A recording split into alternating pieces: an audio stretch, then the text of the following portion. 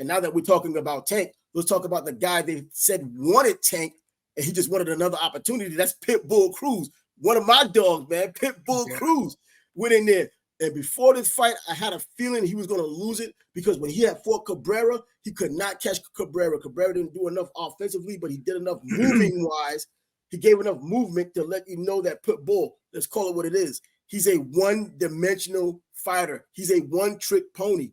And when Jose Valenzuela got in there on Saturday night, he proved it. Once he had gotten comfortable around the fourth round, fifth round, bro, lights out. Yeah, because earlier I was like, man, he can't keep him off.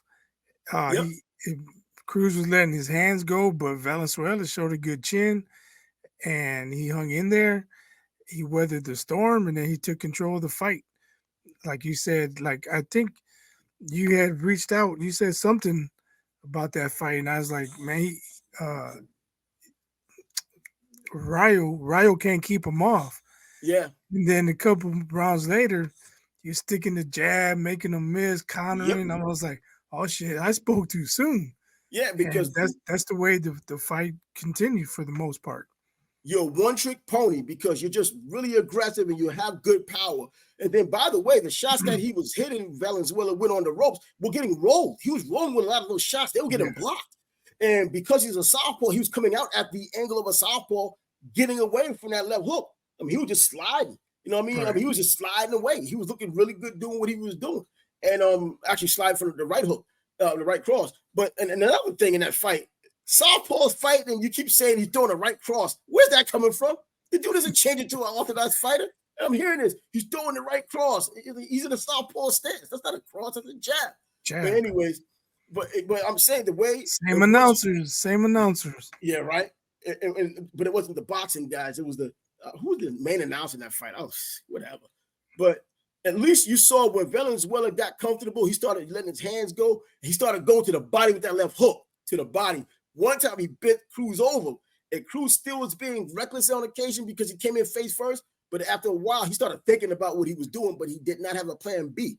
His plan B is try harder of what wasn't working, and maybe that pressure of me in front of him is going to weigh him down. That's the only option he had, and it wasn't happening. My man stayed on his toes. He was doing a lot of stepping and spinning and not a lot of walking. Walking takes away more of your energy.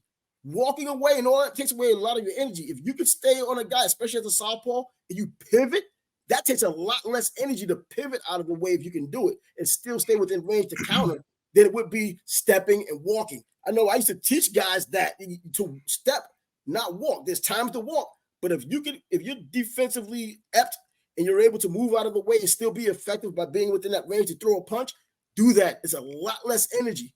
You know what I mean? Bending at the waist, like Venezuela wasn't doing in the beginning. I think Sean Porter and Morrow were saying, he's not bending too much at the waist after the shot.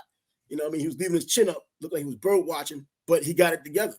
And Cruz did not have a plan B. And he didn't complain after the fight either.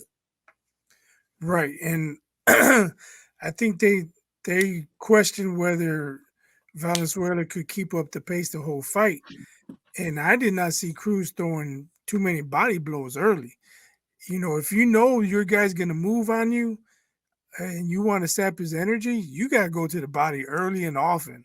And he didn't go to the body too often, especially early. I'm thinking being in that southpaw stance really helped because Venezuela was able to cover up pretty well from those body shots. He was catching it on his elbows. And then he was also spinning with it because he rolled with it a lot of times. So it wasn't going to be as effective, even though body shots are easier to make than the headshots. You can still keep your elbow down and roll. And but he wasn't really throwing too many body. He wasn't really throwing too many body shots early. Oh no, I want to say it was like round 6 or 7 when he started throwing body shots. It was too late by then. Because I think that he got this reputation of being the puncher, and he is somewhat of a puncher. I think he got the reputation of thinking that this guy with minimal experience, he can go in there and just knock him out. He went for the headshot. Should have watched him fight before.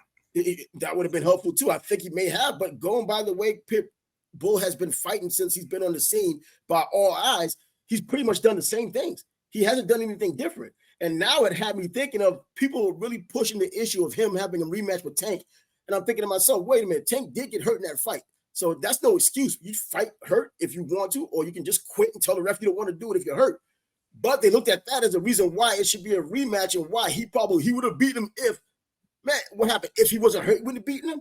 Tank, who's not known for being a boxer, but he can box, he was able to do it with one hand, still win the fight with one hand in that southpaw stance. Now we get to see what happens when a fighter with skills uses two hands in that southpaw stance and use movement, and this is what we get with him. Now, if he did have a rematch with Tank, I don't know what to think. I think Tank still beats him. I think the way he's so easy to hit, and if Tank doesn't hurt himself, man, there could be a stoppage because he did get stunned a couple of times against Venezuela. Guys who allegedly can't punch, this is boxing. Dudes can punch. Dudes with no knockouts or one knockout can still hurt people. And I've seen it over and over. I think it was probably a bad matchup for Cruz. But he can still make some good fights. Oh, he can. He's excited. Yeah, maybe when Haney's ready to come back, that might be a good fight for him. I think the best fight Cruz could probably make is with Ryan Garcia, because Ryan Garcia throws and he gets hit, and that's the same thing with Cruz.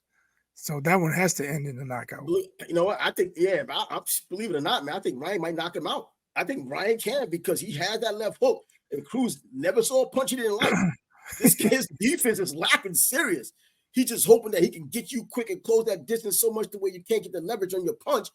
But if you're one of these guys that can just take that half step or even 2 steps back to get that room and throw that full punch and get that full extension on it, man, him coming in like he does recklessly most times, not sometimes, and taking that kind of power from someone like Garcia when he was still feeling the effects of catching from Venezuela, who's not known as a pop power guy. He has decent power, but nothing like Ryan Garcia when it comes to that left hook. And Ryan being the bigger guy, we never know what the hell he's going to be on when he gets in the ring. But against Haney, that's an interesting fight only because the threat of him knocking Haney's ass out is going to be all the way up until the 12th round. The threat's going to be there. But it's too bad Cruz lost to Rayo, because I think another good fight is him and Shakur. But, based off this last performance, I don't see how he beats Shakur. No way he beats Shakur. He's too defensively responsible. Way too defensively responsible. He can move, and anyone with lateral movement, and that's the reason why I took that, because Pitbull's a dude I've been rocking ever since they put him on the set. I'm like, man, I just like the way he brings excitement to he brings everything. And he had that little fan base out there. But I just knew against this guy, he was going to have his problems. And man, and it was like an 11th hour epiphany when I was like, okay, I'm going to take Venezuela to beat Pitbull Cruz. And it was based on what happened with Cabrera. Cabrera gave him movement, and he really wasn't too effective. But now you see with someone who's not only giving you movement, has good skills, but he's also a southpaw. Too many things against a one-dimensional fighter, and we got the result that we got. And it wasn't even really that close. It wasn't as close as the scorecard said it was. Yeah, I don't remember. A split. Oh, that's right. It was a split decision. Yeah, it should not have been. I don't know what that one judge was watching. That was clearly Rayo Valenzuela's fight. Clearly. No, absolutely. No question. I mean, but now do we have to talk about him in some big fights? Who, right? You know what? I like to see some more of him, but I like to see him against. Look, I think he has a point right now to where he can just fight who he wants because he's now champ. Get that little tune-up in there, and then that really sees who he really is when you have someone who's a little bit more diverse than what Pitbull was. And then you can start talking about him against the other guys based on the next fight that he has. If they have more to offer than what Pitbull had.